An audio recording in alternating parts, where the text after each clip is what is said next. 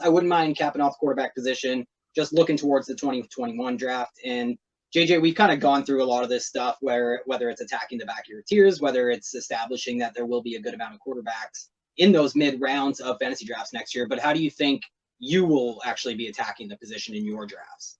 Yeah, I mean, your handle is at the late round quarterback.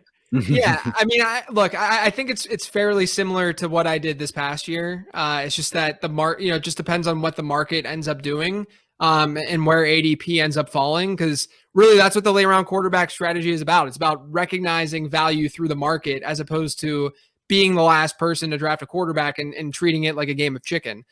So yeah, I mean, I think that next season I'm probably going to look at that top tier and say, there's like 7 or 8 guys who I think can be the true QB1 in fantasy football. So I will be okay getting one of those, the last one in that tier. Otherwise, I'll end up waiting and getting a guy, hopefully Joe Burrow's healthy, maybe a Tannehill if I just need that floor and I can feel, get a safer option. If Justin Herbert falls, that's fine. So I think there's a lot of variety. The one thing I will say, though, is that if ADP, if we're seeing guys being drafted in the 2nd, 3rd, and even the 4th round on average, it just doesn't seem necessary. There's still, despite the fact that these guys are giving you an edge, there's still a decent tier of players, a decent number of players in a 12-team league. If there's 8 of them, you should be able to wait at least a little bit. So I'm still not going to be an early round quarterback drafter.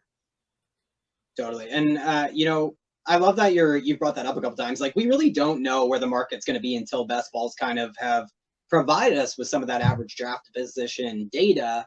And I think that is going to be really interesting. And not that best ball is the best reflection of what's going to happen in your seasonal leagues in a few months, but it's at least a jumping off point where we can see where some of the sharper minds are penciling these quarterbacks in, because I do think it's interesting how unprecedented the waters are right now for that eternal struggle of staying ahead of a trend in fantasy football and sticking to rules of thumbs that have been so successful in the past.